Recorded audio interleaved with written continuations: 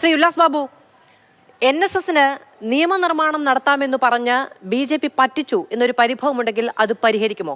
പെട്ടെന്ന് പറയണേ. അങ്ങത് പറയാത്തത് കൊണ്ട് ഞാൻ വീണ്ടും ചോദിച്ചതാണ്. അങ്ങയുടെ അവസരമല്ല യഥാർത്ഥത്തിൽ. അതായത് മധു വളരെ കൃത്യമായിട്ട് പറയാം.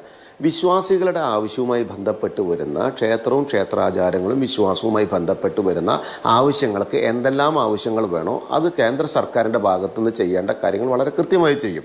അതിന് അതിൻ്റേതായിട്ടുള്ള രീതികളുണ്ട്. ആ രീതികളൊക്കെ കൃത്യമായി ചെയ്യുകയും ചെയ്യും. അതിലൊരു പ്രയാസവും ആർക്കും വേണ്ട. പിന്നെ നിലപാടുകൾ പറയുന്ന ആളുകളെ സംബന്ധിച്ചിടത്തോളം അവർക്ക് അതിനുള്ള അവകാശവുമുണ്ട്, സ്വാതന്ത്ര്യമുണ്ട്. അവർ നിലപാട് പറഞ്ഞോട്ടെ, നമുക്കതിനകത്തൊരു വിരോധവുമില്ല.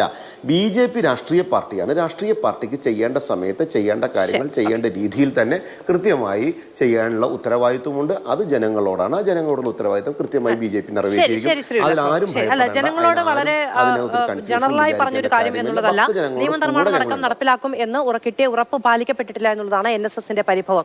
നിങ്ങൾ പറയുന്ന പരിഭവങ്ങൾ പറഞ്ഞോളൂ. ഞങ്ങൾക്ക് കറക്റ്റായ സമയത്ത്, കൃത്യമെന്ന് തോന്നുന്ന സമയത്ത് ഞങ്ങൾ ചെയ്യും എന്നുള്ളതാണ് നിലപാടെങ്കിൽ അതിനായിരിക്കാം ഒരുപക്ഷെ അവർക്ക് പരിഭവം ഉണ്ടാവുക.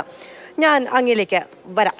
NSSന് പറയാനുള്ള അവകാശവും നിലപാട് അറിയിക്കാനുള്ള സ്വാതന്ത്ര്യമൊക്കെ NSSനുണ്ടെന്ന് NSS പറഞ്ഞോട്ടെ. രാഷ്ട്രീയ പാർട്ടി എന്ന രീതിയിൽ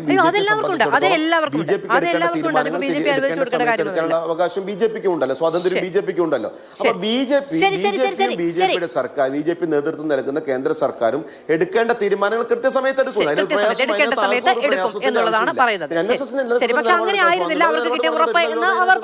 അതും പറയാനുള്ള അവകാശവും സ്വാതന്ത്ര്യവും അവർക്ക് ഉണ്ടാകുമല്ലോ സ്വാഭാവികമായും.